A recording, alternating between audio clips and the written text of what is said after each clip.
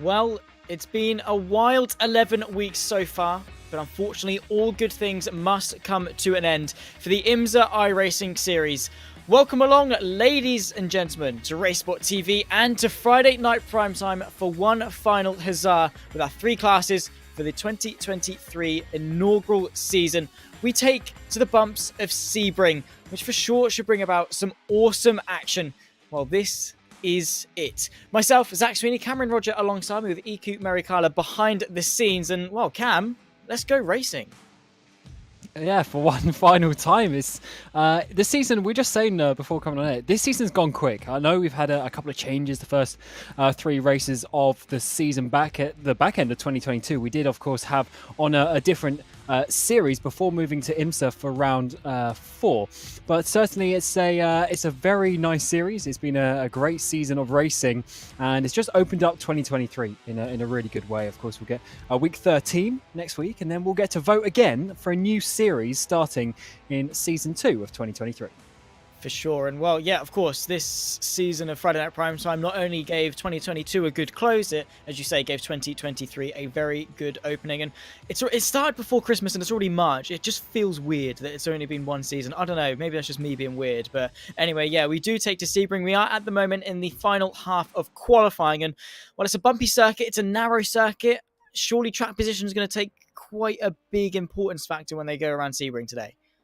Yeah, there are quite a few straights around here. There's sort of really 5 if you include some of the kinks as well, as we're starting to see some of the lap times come in here. But despite all those straights, as you say, track position can be a bit of king around here. It does help the overtakes and the traffic management, where you do have the longer straights for the faster classes. Of course, the 3 classes, the GTD, the slowest class, then we've got the LMP2s in the middle, and of course, the new GTPs, the BMW M Hybrid V8 out front.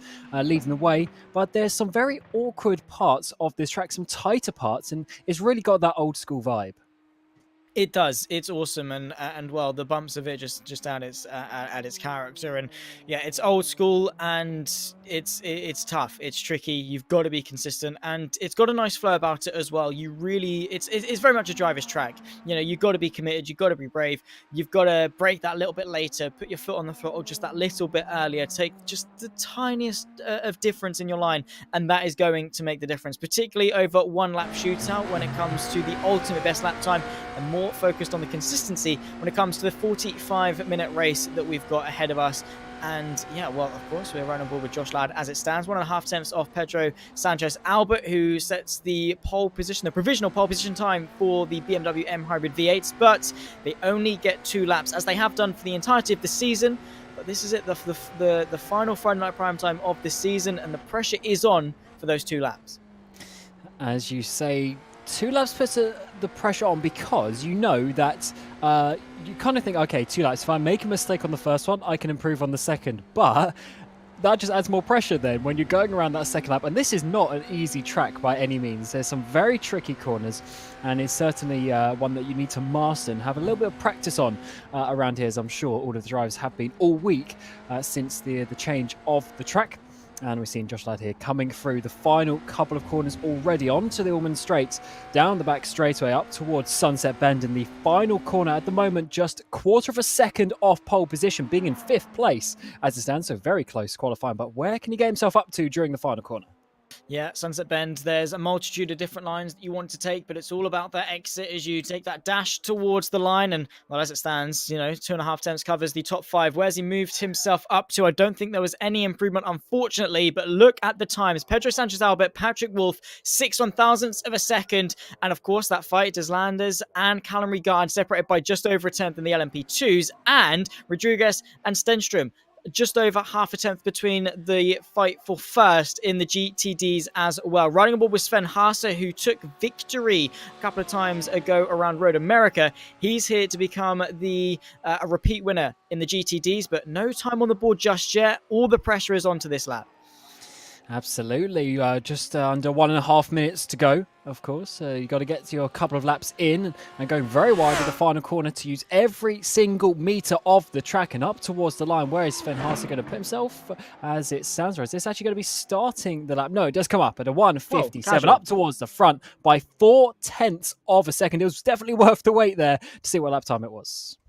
Often you see drivers crack under that sort of pressure of a one-lap shootout, but no, not Sven Haase. He was like, yeah, cool, one lap, easy peasy, pole position, not by like half a tenth or anything like that. No, just under 0.4 of a second for Sven Haase. That is absolutely insane. The 31 machine of Giuseppe Ruggiero at the moment, the 31 Lamborghini, about 1.1 seconds off of pole position. He's probably might be able to complete this lap if he's quick, but still quite a ways off the fight for pole. But in all fairness, to be fair, the majority of the GTDs covered by just over a second.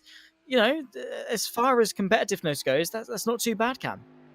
Yeah, it really isn't, and it's hopefully showing there's going to be a good race. I'm looking up and down as well, even in the LMP2s. I mean, there's 1/10 of a second between each of the drivers. In GTDs, there's less than half a tenth between some of the drivers as well. Multiple positions, which is really great to see. Hopefully, we're getting a good 45 minutes of action. Of course, pit stops coming the way of these drivers as well. We actually didn't see some pit stops last time out at Belle Isle because of the nature of the track here. With the amount of flat out sections, I do think we will be seeing the pit stops, but as ever, it'll be in the final sort of 10 minutes or so of the race. Strategy really is a key factor when it comes to the IMSA iRacing series. Even though it's only 45 minutes in length, it really is king and can make or break your race. Qualifying draws to a close, and we'll talk you through the grid order in just a second. 3 categories for one final time. We're having a couple of technical difficulties when it comes to the grid order, but we'll get them up to you as soon as we can. But Cam, well, I mean, we got Sanchez Albert on pole for the BMWs, Patrick Wolff just beside him there on the front row, Aaron Cowell, Isaac Fairweather. You know, as far as grids go, this is pretty stacked. Absolutely. There's so many top names here. You've even got Gordy Much there in the LMP2s as well. So definitely lots of names that you'll recognise. And it's great to see that, of course, on every sort of Friday night, we come out here, we show the top split of a certain series that you have voted for. And we often get some really good drivers. There's quite a few sort of 8Ks, obviously Sven Haase, almost 11K iRating as well. Loads of 7s as well. And even, some more, let's say, average. Is that don't want to be too harsh on them, but with sort of 5K or so as well, just showing you the quality of field you can get even just on a sort of open race here on iRacing. If 5K is average, I don't really know what I don't want to know what I am. I'll be honest. Yeah. Bad. We are bad. Okay. Horrible. Horrific. I mean, you're a certain race, endurance race around Monza would tell you all you need to know about yourself. But yeah, besides the point, honestly, 5K is average. Yeah, that says everything. But here we go. Here to the grid for one final time around Sebring. The GTD's up first. Sven Haase, Jochen Stenstrom, your front row. Hector Rodriguez, Marcos Saavedra, 3 and 4. Tobias Hissing, the top 5. Then comes Bonsaldo, the third row, lining up alongside the 24 Lamborghini. Beyond that, it's Venditti, Steve Mello, 7th and 8th, Lucas Perez and Debuchk, your top 10. Giuseppe Ruggiero, Kevin Summer, 11th and 12th. And just behind that, I think we've got 1 or 2 more. There we go. Dabrich and Tim Stupel, the 7th and final row of the GTDs. Looking upwards beyond that, we'll take to the LMP2. Stanley Deslandes, Callum Regarten, 1 and 2. Andrew Dawson, Benjamin Friguero, 3 and 4. Paul Busby, your top 5 with, there we go, Gordy Much, the 2022 Brit Car World Champion there in 6th. Joshua Wilson, Ronnie Smith in 8th place. Matthias Witter, Paul King, your top 10. Then comes Ben Hicks and Ignacio Leon lining up and keeping each other company on the 6th row of the field, with Shiva Nath, the lone car, on the 7th row of the grid there in P13. Very, very competitive. And now the big boys. One more time, the grid of the BMW M Hybrid V8s. Pedro Sanchez Albert, Patrick Wolff, 0.006 of a second between the front row. Owen Carroll just a couple of tenths back behind that, with Isaac Fairweather joining him on the second row. Josh Ladd, Marcus Deck, 5 and 6 for the BMWs, the GTPs. Then comes Robin Glerham, Macy Mlinek, 7th and 8th. Cyril Deporge and Julien Ribolu, your top 10. Jack Godden and Jason Merchal, 11th and 12th, and just a couple more beyond that. Actually, no, I think that's all good. We're all done. Only six rows when it comes to the GTPs, and we're about to get underway. They're on the formation lap as it stands, and, well, again, we talk about week in, week out. How important is this formation lap, Cam? It's the time to get in the mental space for a 45-minute race. Of course, there's no direct prizes on the line as such for this race, but you still want to have a good showing as ever. You want to keep your iRating, your safety rating up high, and in general, you want to come racing for a nice, really good evening. And it's 45 minutes, which is long enough to sort of have a bit of thought about it. It's longer than a sprint race. You got the strategy involved as well, and I definitely think there's going to be a few traffic things going on here and there. There's some tight places, especially this corner here up at Tower as well. You always see the GTPs diving up the inside in towards the braking zone, can cause some issues here and there. But certainly, I think just should be a nice, enjoyable race either way. I think so indeed, and Sebring is really a good shout when it comes to season finales. It's a circuit that rewards consistency and rewards, hard work, and of course the out and out raw pace of a driver. The final third of the lap to go, and before we get underway, Cam, the three winners. Who are we going for? Oh, very difficult. I think Sven Haase is going to have the GTDs covered, but we will see. I think the GTPs, we're going to see a very close fight. We did see that already in the qualifying session, but even Owen Carroll there in that third place, he's been batting, of course, towards the front quite a lot. So don't rule out any of those top three to us. Can't choose from that. And for the LMP2s, actually, quite a few names I don't actually recognise as such. So let's see how that one works. So definitely a few unanswered questions as we come up towards Sunset Bend for the final time. The pace car will pull in, and then we'll be going, of course, for the final race of season 1 for 2023. Cannot wait. Of course, Patrick Wolff on the front row was able to take the victory, and he's looking to be the only second person to do so for a repeat victory this season, and be the only person to do it in the GTPs. He's really gearing for it. Pedro Sanchez Albert, the front row alongside him. Aaron Cowell, Isaac Fairweather just in behind.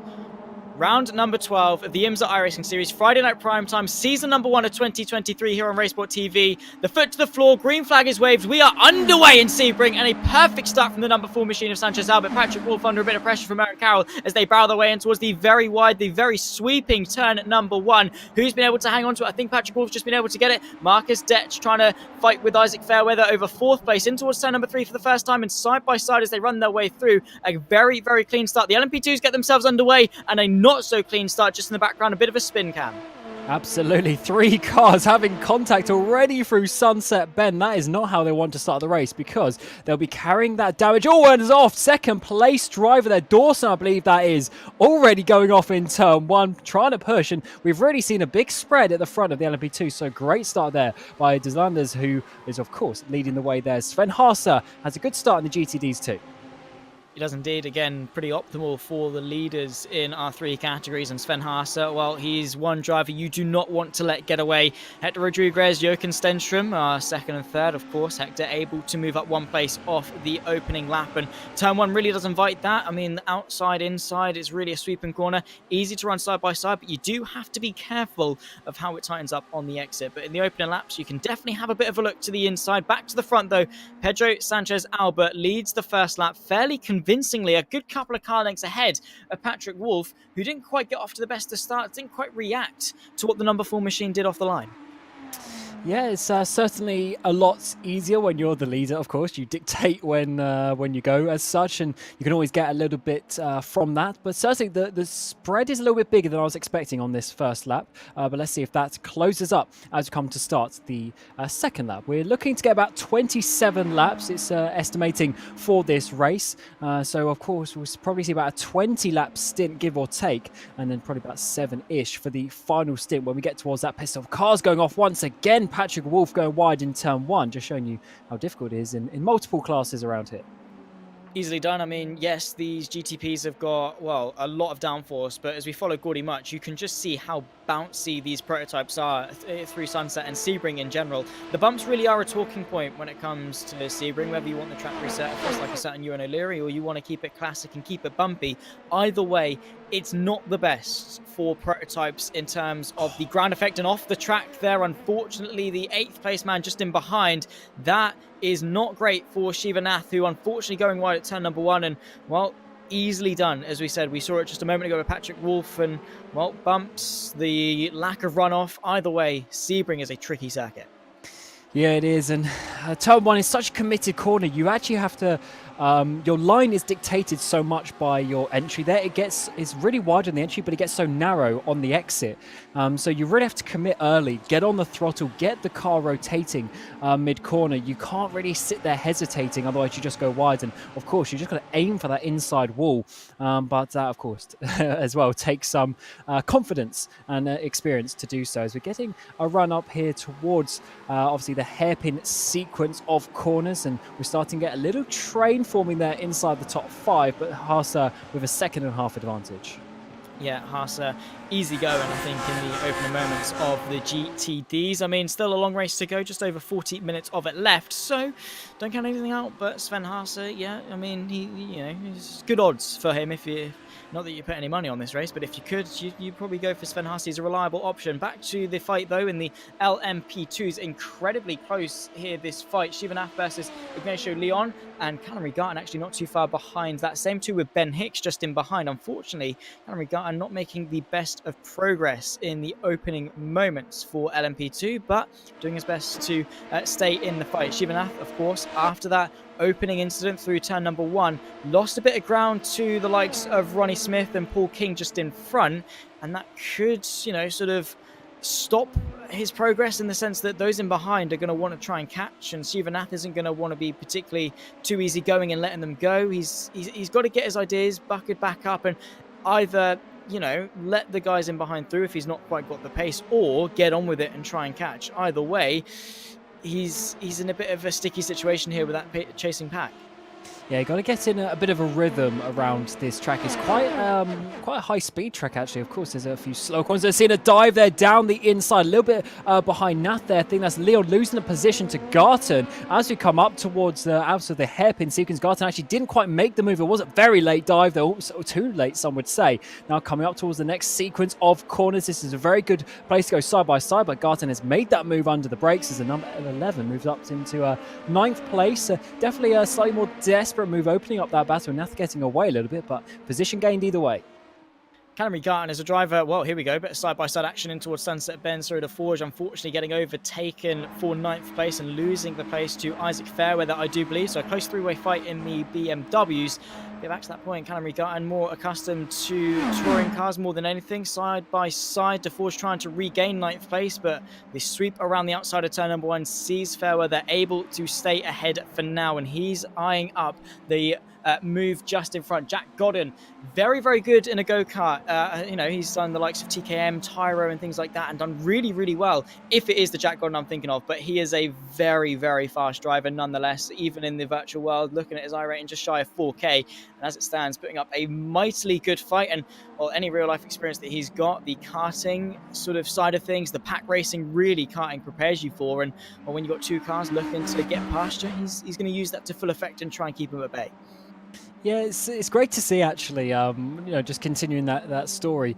Obviously, myself and you as well, growing up, I sort of moved out of it, a bit older than you, Zach, but of course, karting has been sort of part of our growing up, part of our teenage years as such, and a lot of drivers do that and then move towards sim racing and continue that, as we're getting a side-by-side battle down the back straightaway up towards Sunset Bet, as Venditti there just losing a place, also gaining a place, I should say, up in towards that corner. Just a very nice clean overtaken.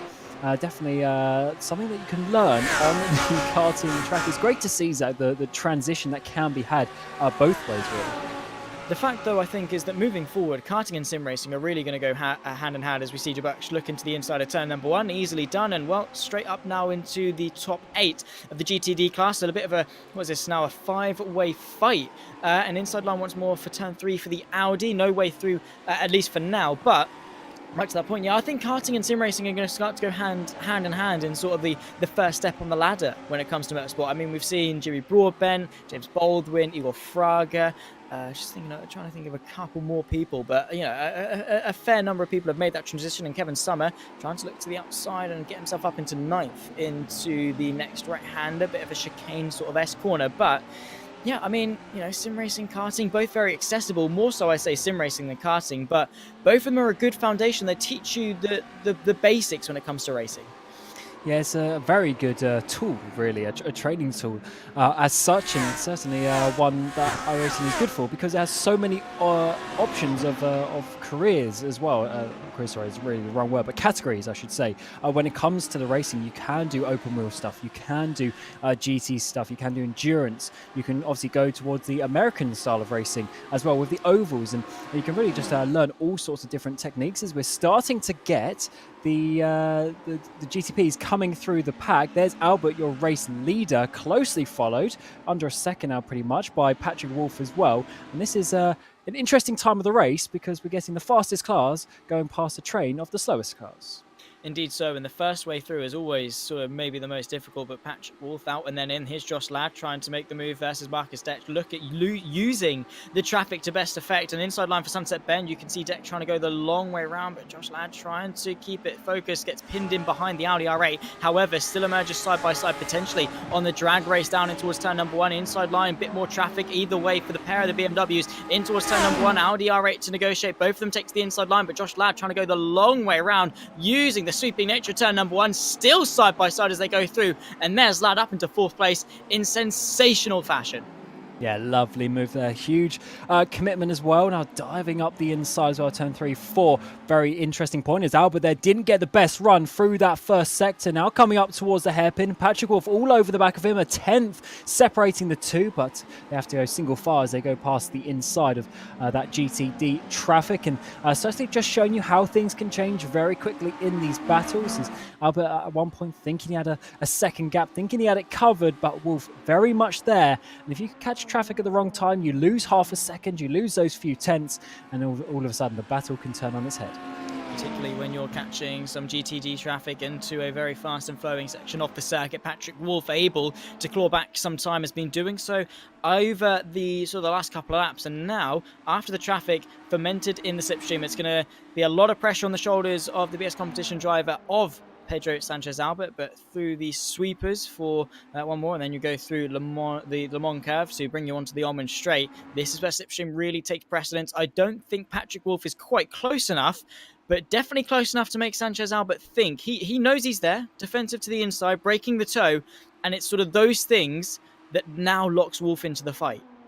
Absolutely, although the way that Albert's pulled away a little bit, I wonder if he has some raw pace advantage. Of course, it's literally just thousandths here and thousandths there, but definitely it's advantage Albert, I would say, at this moment in time. But let's see, because the pack behind are also staying pretty close as we're getting side by side up the front straightaway. This is for the podium in the GTD. We've got Rodriguez there, and he's going side by side with, I think, a Saavedra on the outside as well, trying, or Centrum, I should say, around the outside. So that is Centrum losing that place, that second position, as Haase goes up the road and clears away. It's the battle for P2 that we focus on, and Centrum there just losing that place. A nice battle though through the final and first corner. Indeed so, and the fight for second really is on. 4.5 seconds up to Sven Haase for first. So, well, it looks like the GTDs really are fighting for second. Hector Rodriguez, Joachim Stenstrom, and Marcus Saavedra. Maybe Tobias Hissing in the mix as well. Only a second back, but you can see a bit of defensive action from Stenstrom trying to hang on to third place versus the Lamborghini of Saavedra just in behind. In towards the hairpin once more. No way through, so it seems that Rodriguez has got the measure versus Stenstrom at this point in time, but of course anything can happen, it can change, it can flow, and of course I think that Stenstrom actually has got a decent amount of pace in that locker. He's still knocking on the door of Rodriguez, who granted did get through. Catching up's one thing, passing's another, getting away is also another thing entirely. Yeah, those three, Rodriguez, Stenstrom and Saavedra, their best laps are within about a tenth of a second of each other. Of course, not many laps done just yet, but just showing you at least that the pace is pretty equal between the three of them. As we'll see that battle continue, I'm sure, over the course of the next couple of laps, because it seems that Stenstrom definitely wants to get that position back, hasn't really dropped off. But one thing I've noticed, Zach, is the Audi and the Lamborghini, of course, are a very similar car in many ways, sharing sort of the same base ultimately. And it's really those cars that we're seeing up and down the grid, just one Porsche and one BMW as well. It's very a V10 mid-engine heavy track, it seems.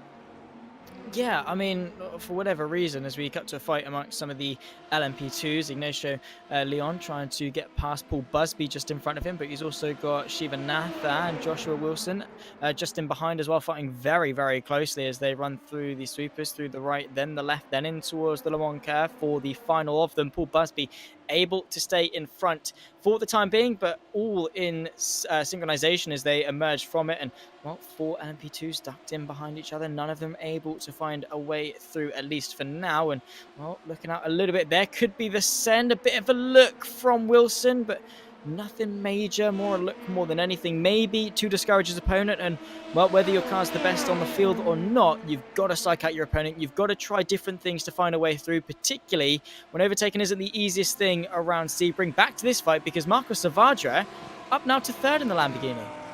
Yeah, doing a good job as Stenstrom there drops down another position, which is also bringing in Tobias Hieseling in the background as well, just slowly closing in. So definitely Stenstrom not quite on the, I guess, in the rhythm that he wants to be, being overtaken twice. We come back to battle in P10 for the LMP2 side by side down the back straightaway. There's Shiva Nath on the outside there, losing a place up the inside to that P11 as well, which is Ignacio Leon. So nice three-way battle, just showing you the battles do go up and down. It's not just the top battles we need to look out for, it's also in the mid to lower parts of the train.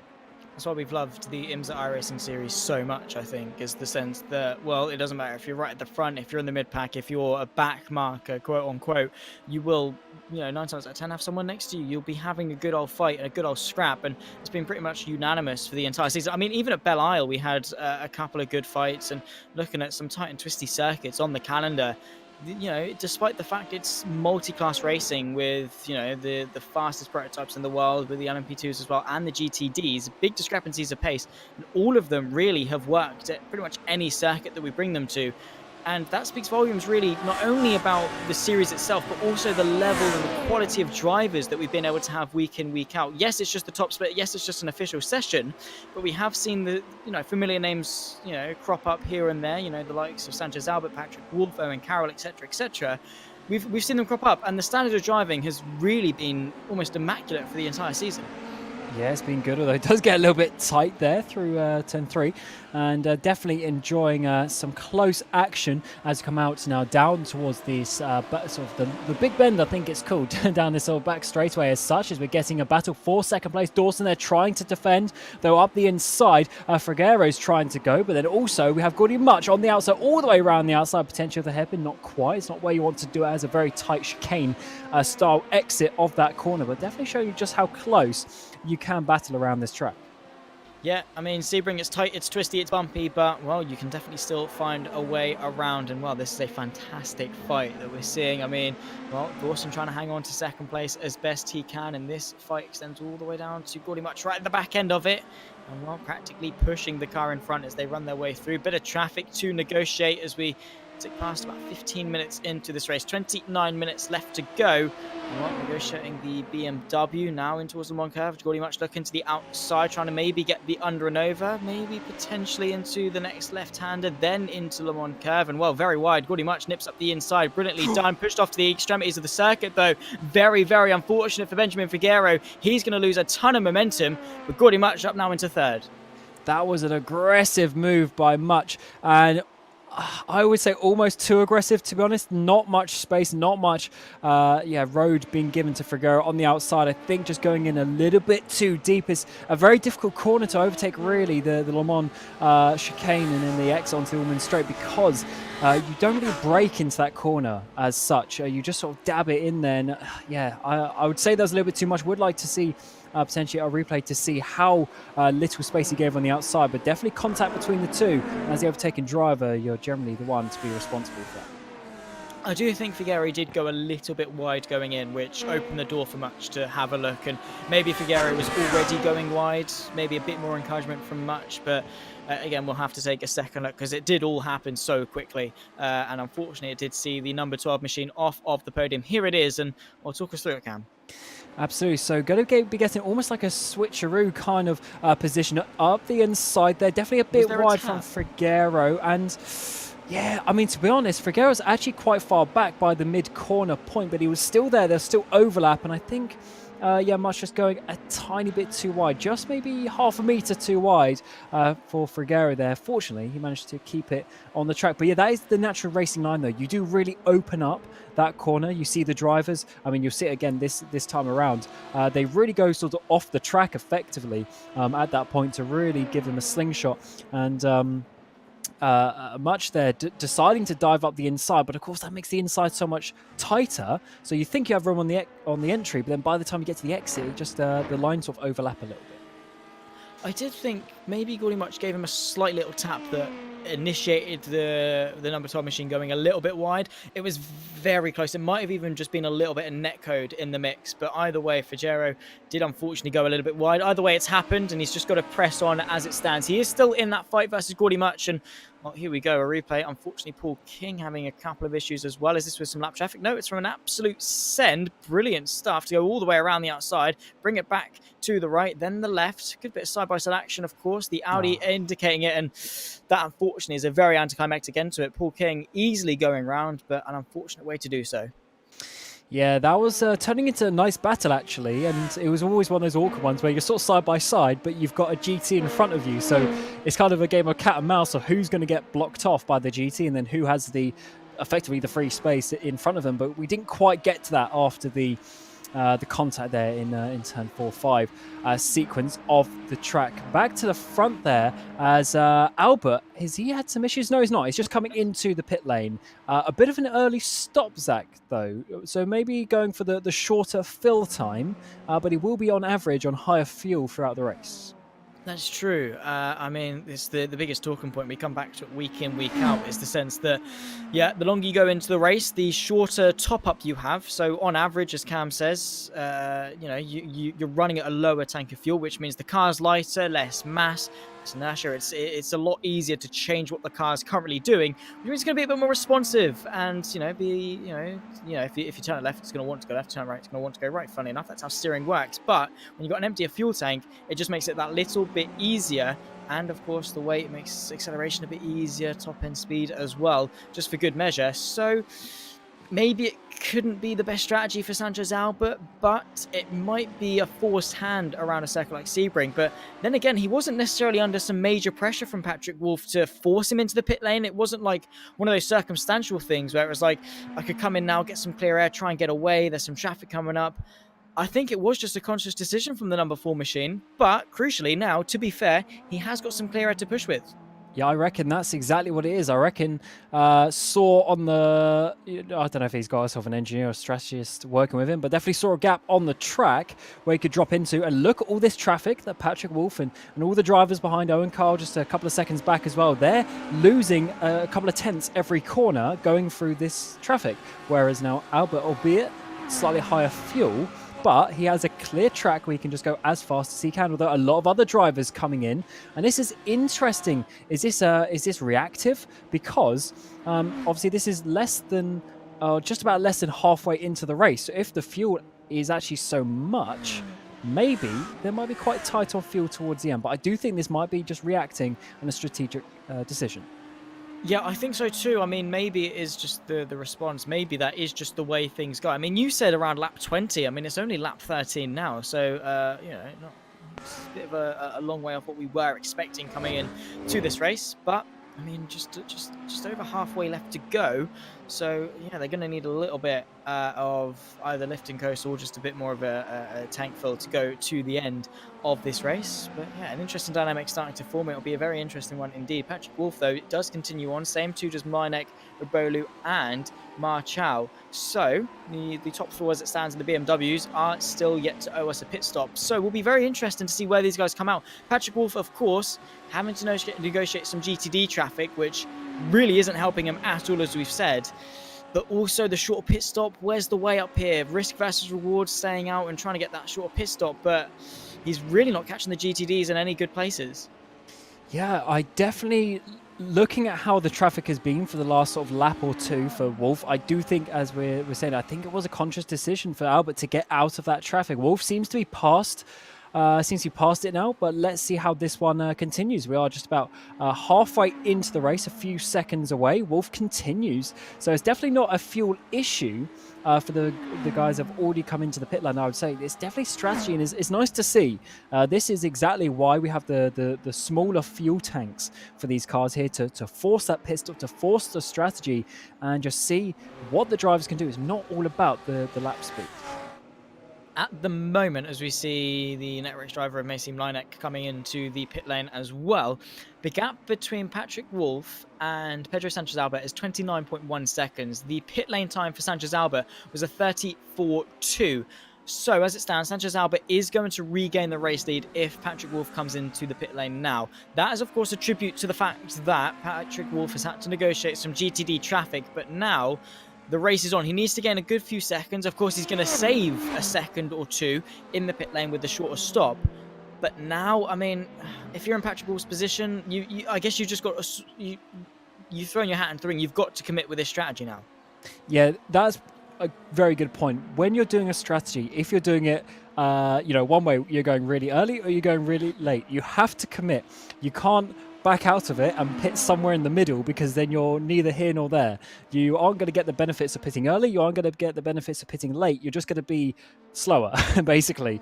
You're not going to get any benefit at all. So if you are going long, you have to go as long as you can and really make that advantage work. Because remember, when he comes out of the pit lane, of course, he's going to have probably a shorter pit stop, and also will be, just fresh with as little fuel as he needs to go to the end, because you can be more accurate. If you only have, say, 7 laps left, you can be a lot more accurate than if you're sort of guessing, it's maybe 15, maybe 16 laps, that sort of thing. You might have to add an extra lap of fuel. So that's, those little tenths here and there can always make a big difference in these battles. For sure, Sven Haase into the pit lane for the GTDs from a fairly convincing race lead, so he's got almost liberty to dictate when he comes in, and I don't think there's going to be a massive 6-second swing. The second place man of Hector Rodriguez also in, same to Savudora and Stenstrom and Hissing, and pretty much the majority of the GTD field all in now on lap 15 of what we expect to be a 27-lap race. The final round of Friday night prime time. Well, this has really been a sensational season, and it's coming down to this, and more strategical race than anything. I think, even at Belle Isle, we saw some massive strategy, and it's not often we see such a precedence from the pit lane in just a 45-minute race. I think it's something that's, very, very, a very minority thing, and quite exclusive actually to this format of racing, because it's not often, usually it's just a 45-minute dash to the end, but in this, that pit stop, it decides the race. Certainly does, and especially when there's only one pit stop, you have to get it right. You've only got one chance. It's not like it's a 2, 3, 4 stop race, maybe a sort of 3-hour race where you have a couple of opportunities to get it right and work it out. And as it stands, Albert as well, 29 seconds, 29.2 seconds off the lead. That was in the 28s. So Wolff has actually gained a few tenths since I last looked at the times as well, so maybe it is going to work out. We will certainly find out, but as the laps go on as well, Wolff is just needing less and less fuel to the end, so that's why I was saying that the longer he can stay out, the better. Yep, and it could definitely be the crucial couple of seconds that he needs, and well, if he can get some clear air and bridge away, he might be in for a treat, in all fairness, for Patrick Wolff, and he could well see himself become the second repeat winner of the series, and well, alongside Sven Haase, to become both of them second and third for their respective categories, and that would mean we have got one for each of the categories. If it does go the way, of course, we're not saying it's going to be very close between Sanchez Albert and Patrick Wolff, and anything can happen, but Patrick Wolff won at Road America. If he wins today, he becomes a repeat winner for GTP. In LMP2, it was Adrian Leidinger for Undercut Sim Racing at both Magny-Cours and Nürburgring.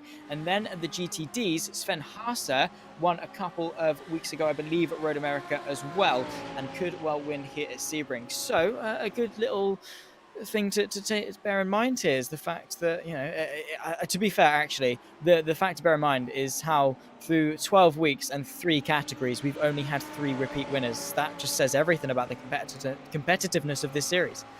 And we've seen a lot of repeat drivers, so they've at least had the opportunity to do so. But as you say, it's been a very open season, which is what we like to see. And having said that, though, Sven Haase is doing what he did at Road America a couple of weeks ago, as you say, and is pulling away almost 10-second gap after pit stops there as well, really just showing the dominance and why he has almost 11k iRating compared to some of us with just 1 or 2. So yeah, definitely not quite on that level. Patrick Wolff, though, finally coming into the pit lane. Where is Albert going to come out of the final corner? When will we find out? It's going to be a very close one. Race against time, though. We'll split screen it. Patrick Wolff, the bottom right. Pedro Sanchez Albert now through Sunset Bend. Patrick Wolff all the way to the end of the pit lane, his pit box. I think Sanchez Albert might just have it unless Wolff can get going now. I don't think it's going to be. I think the way's going to go the number 4. Now Wolff leaves the pit lane. Drag race. There he goes. The BS competition driver drives his way through, and Wolff leaves behind an LMP2. The gap 3.7 seconds, and I mean, we hyped that up to be a lot closer than it was, I think, in the end, Cam. Yeah, maybe Albert did do the right call then, going out early. I think a lot of this is, of course, down to that traffic. And one thing you have to remember as well is because Albert pit so early, he then also had less fuel to take to top up. So because he only did so many, handful of laps by that point. So definitely a good decision from Albert there, and it seems to be working out. 4 seconds is the gap. That is quite a lot. That's about 1/4 of a second per minute until the end of the race. With almost a 2-minute lap, I mean, you're looking at about 4/10 a lap that Wolff needs to come back. That's going to be a struggle. That is really going to be a struggle. But talking of close fights, actually, maybe not the fight for first, but the fight for second. Patrick Wolff, Owen Carroll, Josh Ladd, second, third, and fourth, separated by just under 2 seconds. The race is on potentially for second place, if not for first. I mean, maybe they can buck up and work together and try and catch the number 4 machine of Sanchez Albert, but that does seem incredibly unlikely. So maybe Patrick Wolff is going to try and anchor down and maybe hang on to seconds if he can. Maybe try and get away from Owen Carroll, because as it stands, it's chopping and changing. It's hovering around the 1 second mark. So whether it's a fight for second or a fight for third, actually, Josh Ladd could put some pressure on Owen Carroll and give us a fight for the podium. Either way, there's going to be a pretty decent close fight in the top category. Looking to the LMP2s, nothing major to report in terms of close fights. But in the GTDs, Joachim Stenstrom just able to get now ahead of Tobias Hissing. We cut to that fight just now. And there we go. Tobias Hissing in the Lamborghini overtaken by the Audi R8. Bit of a gap, though, up in front in that fight for second between Marcos Savadra and Hector Rodriguez. Absolutely, they get one. The LMP2s there, diving it down inside, but getting past nicely this time around. Yes, Stenstrom certainly had an interesting race from that P2 earlier on. Now down in P4, almost P5, as you're saying, but they've just dropped off quite a lot. Stenstrom is now almost 6 seconds behind Rodriguez, the car ahead in third place, so just not quite having the pace continuing over from quali into the race, which of course is always a bit of a disappointing one where you sort of go backwards during the race, but at least we can have some nice battles. There's a car's gone around here. Debuchek is gone around. Where is that? Is that the final corner? No, that's a Le Mans coming onto the back straightaway. That's an interesting place to spin. I wonder if there was contact there. Maybe so. I mean, it can be quite easy to lose the rear end of the car. Maybe I'm just bad. I don't know. I have been called below average in terms of my R rating by Cameron Rogers. So, to each their own. But yeah, we'll take another look at it. And through the left, he's completely by himself. Over the curb. Could it be a curb issue? No. Over the next one. There we go. Over the curb. Bang. Yeah, off you go. And that is in a bit, son. Luckily, he's got a bit of tarmac to use to slow the car down as opposed to grass. Either way, bit too much curb. Lift the rear end up and around he went, unfortunately. It's a bit of a weird spin, actually. He seems to be sliding a long time for sort of the speed he was carrying. But certainly just showing you how the curbs are so important around this track. They are big, they are bumpy, and the track in general is bumpy, to be fair, unless you're Leary who wants to resurface it. But it's certainly a tricky little track, and it's certainly one that I do like coming to, though. It's a great one to drive and also to commentate on.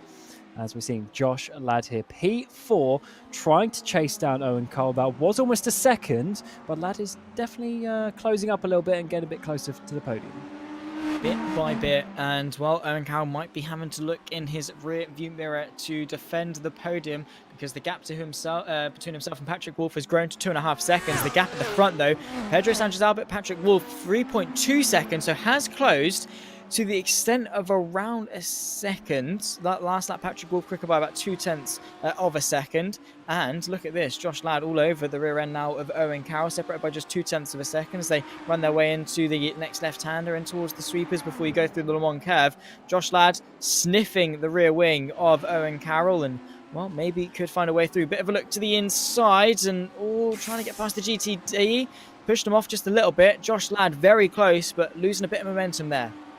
Yeah, I was about to say, I'm surprised we didn't see any flashing headlights, but they did come just a little bit out of the corner. Yeah, that was a little bit too aggressive, I'd say, into that corner. It's an important one, though, for the GTDs to get past, of course, but you have to respect the slower classes as such. They are still there doing their own race, of course. But yeah, Owen Carroll, their third place, enjoying an intense battle with Josh Ladd as we're already coming up towards the final sort of 11 minutes of the race already. It's gone by pretty quickly so far, such as the action around here.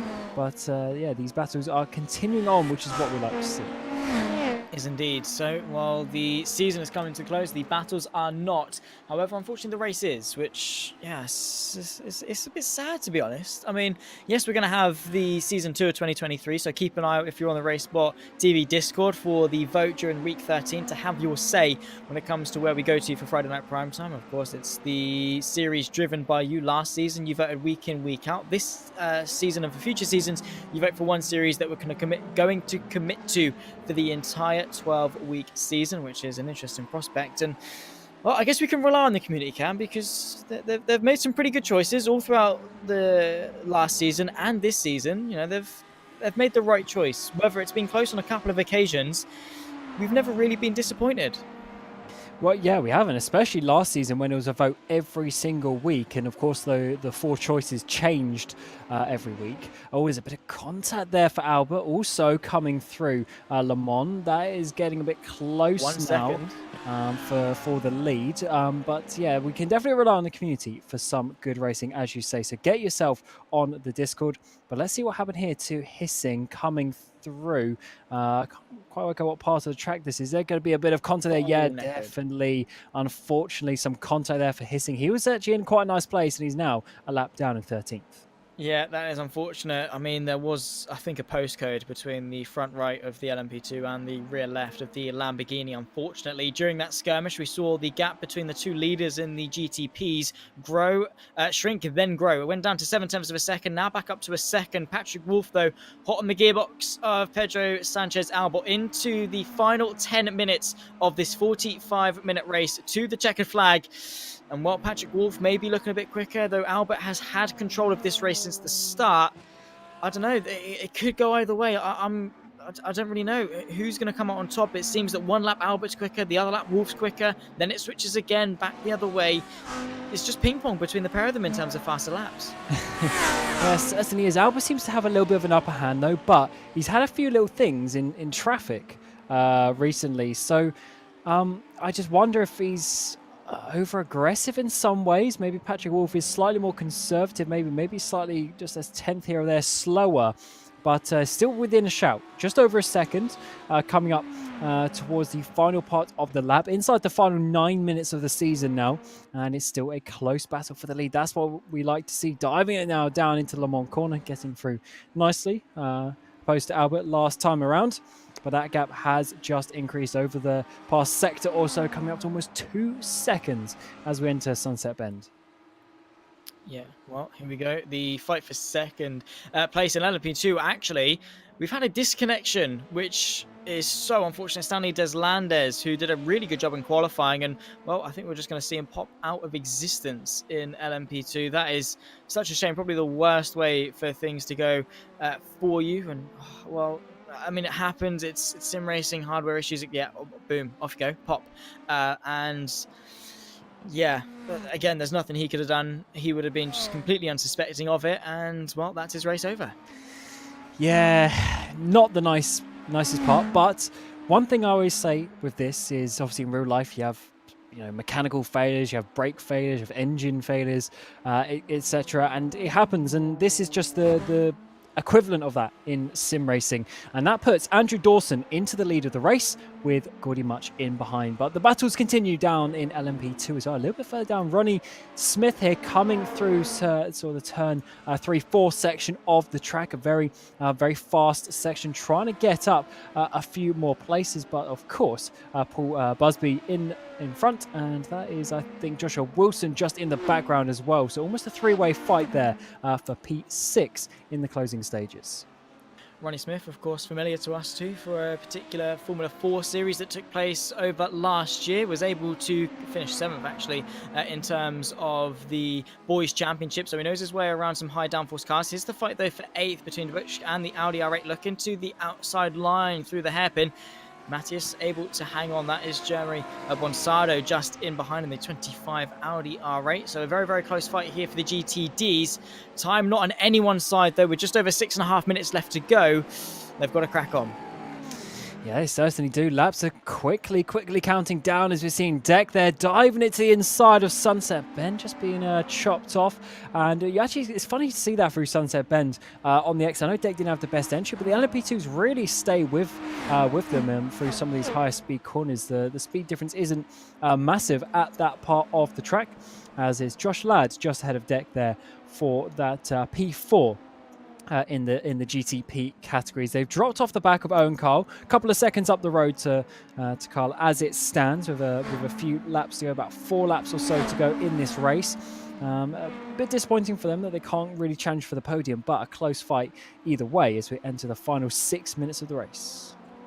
6 minutes of the first season of 2023 as well. Stanley Deslanders is, well, somewhere there. He's managed to get himself back into the race and get himself back onto the circuit. So, I don't know, a round of applause, I suppose, for the number 8 machine, who, despite disconnecting, able to get back in. And while he's not going to score any points, he's not going to, be pretty much anywhere in this race. He's actually reconnected, got back in. Is that maybe more for an I rating and safety rating sort of thing to get back into the race, so you don't actually lose as much I rating as you would normally? As side by side here, actually, a fight for the LMP2. Josh Wilson outside line and loses 7th place, now down to 8th.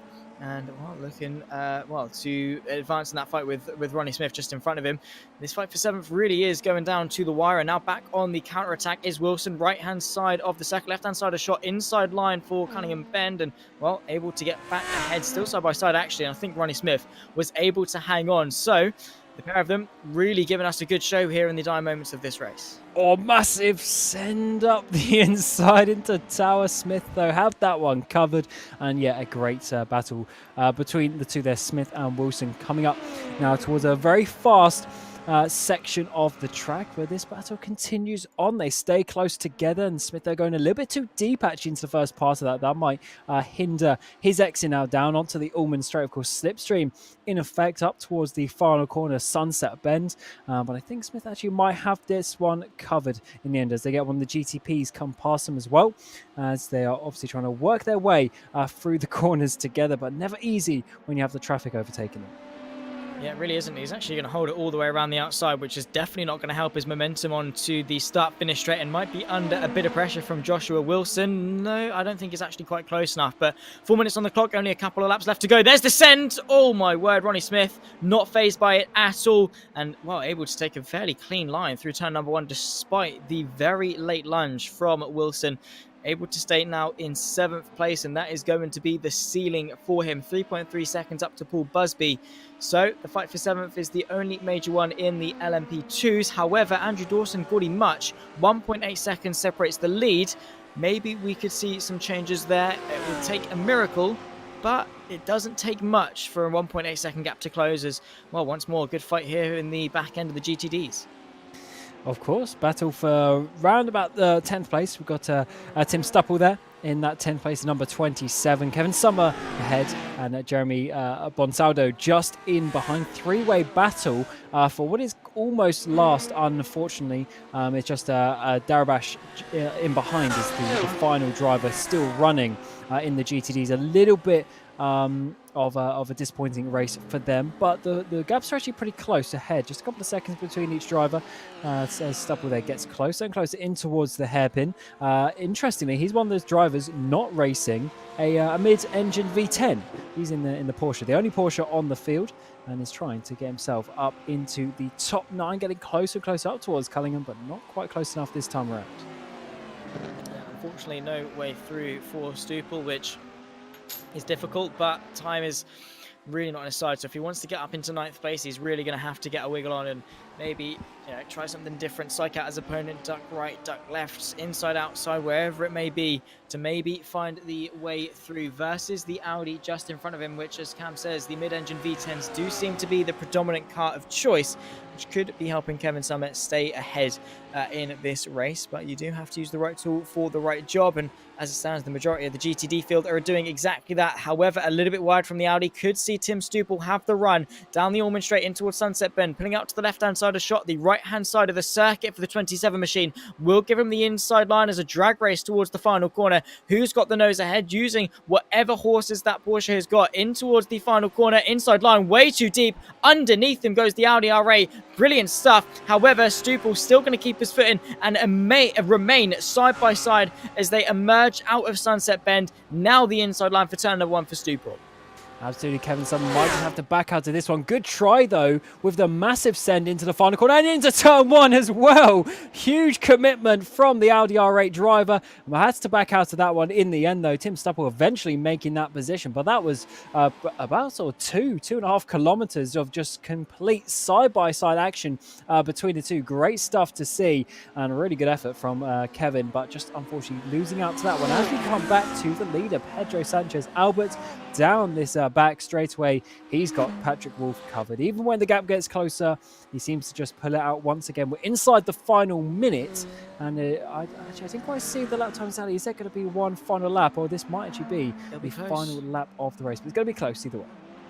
Yeah, we're being told on our timing screens it's going to be a 27-lap race. However, the situation on circuit is saying otherwise. 40 seconds, and he's around just over a third of the lap left to go. It is going to be very, very close, and he hasn't exactly got the margin to slow down and make sure he's got only this lap, because Patrick Wolf will pounce.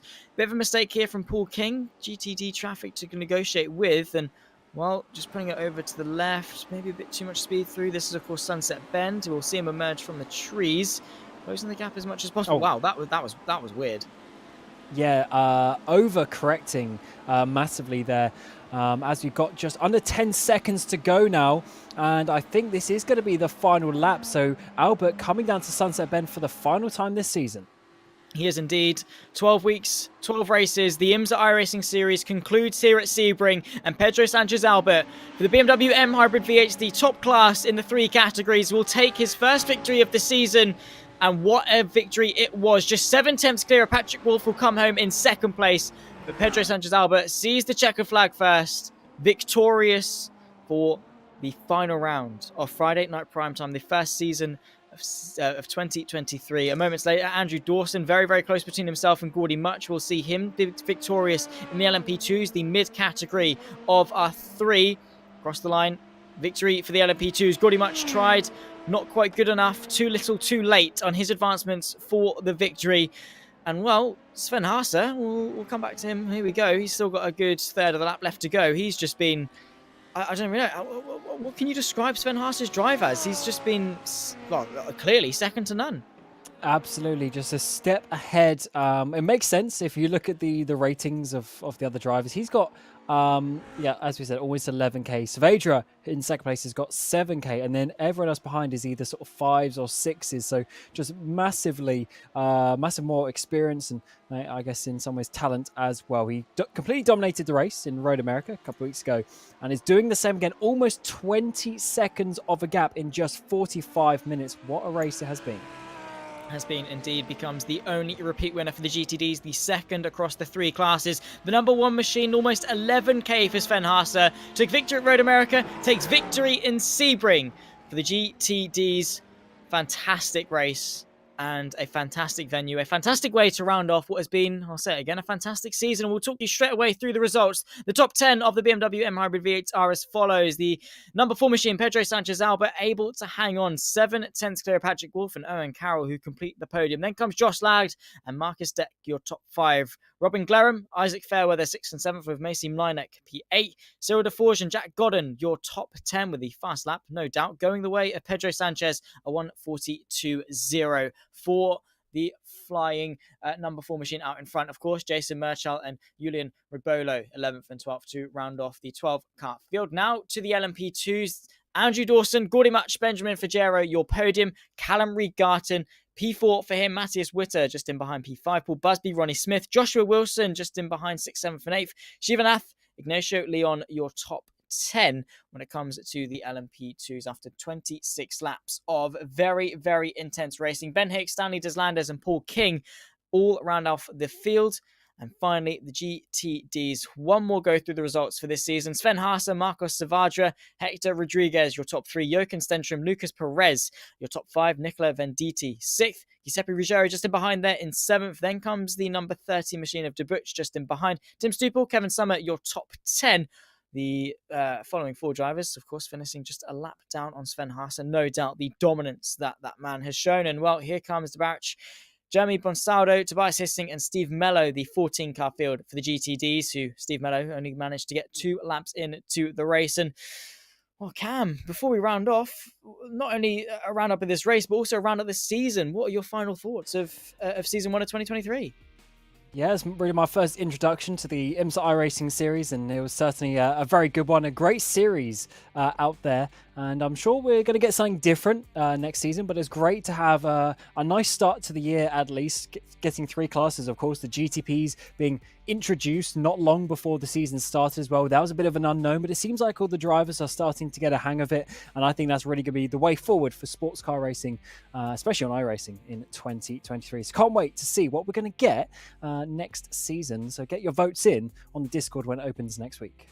For sure is Cam. Nice little segue into the point. Of course, the RaceSpot Discord, racesport.wtf/discord.